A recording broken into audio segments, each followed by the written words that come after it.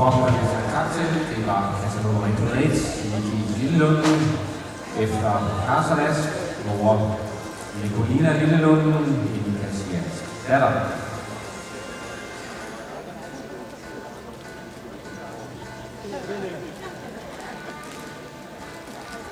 Næste hoppe i arenaen med kasse nummer 102. Velkommen til Kolden Saho.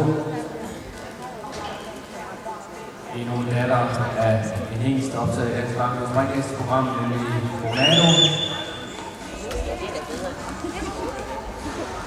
Og fra hoppe her i Mørkelejs.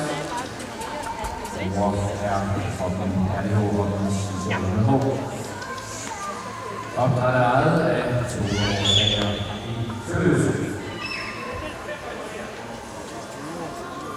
Har de en GPS? Jeg købte en slap vej.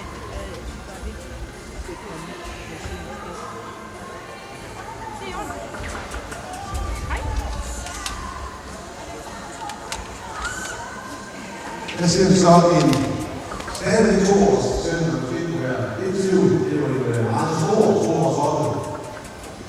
Og erfaringsmæssigt kan jeg sige, at netop når de er så store som det her, så kan de godt have lidt problem med at have sammen nu. Specielt i Frede. Den der ved jeg så, at det til trods for sin størrelse rent faktisk kæmpe sammen. Jeg har selv set den tidligere i forbindelse med udtalelserne. Det er en afslappningsmæssigt meget interessant. Det er også på Ronaldo, Lockelight og Østers Kæller og Bio. Specielt Ronaldo har jo leveret utrolig mange, og hans familie har jo leveret utrolig mange heste til springsporten.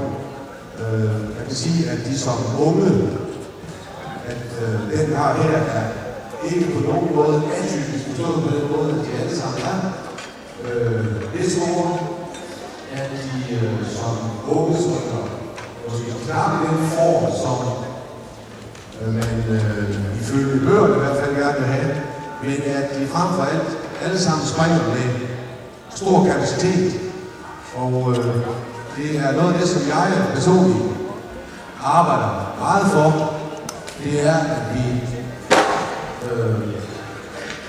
honorerer hesten med kapacitet, fordi det er noget af det, som jeg mener, vi i Dansk Bank har masser af teknik. Vi har masser af dødelighed også, men at vi måske et af de steder, hvor vi kan rykke noget i forhold til savn, det er netop på kapacitetssiden.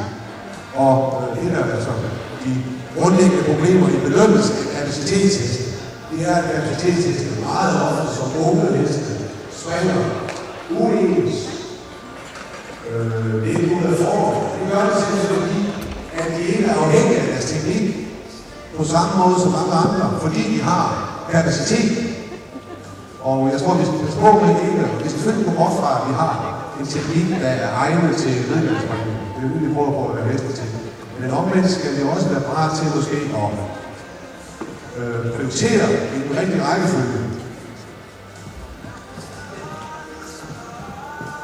Altså det er jo tydeligt, at der er en hoppe her, som har, altså som Gud siger, vi har jo også en faglig forhold, har noget næste.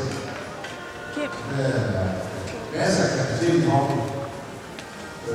Og den går også opgave som de 2 foregående med balance, rutine og den viser tydeligt de evner, som den er udstyret med.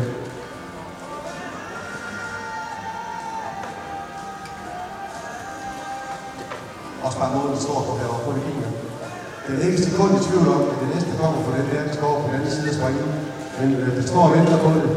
Den er klar over, at måden at løse det her på optimalt, det er ved at bevare roen selv. Jeg ved, at jeg løber sådan en oversprung med det her. Jeg er fuld af under det eneste år. Og den måde, som de her unge måder, de løser opgaven på. Og jeg er også nødt til at sige, at jeg er nødt til at sige, det siger det meget her. Jeg er også fuld af under over den måde, som hoppen kommer foran på. Og jeg mere ro på vores både pop og Instagram, det er, at vi går over fra at trække hele serien.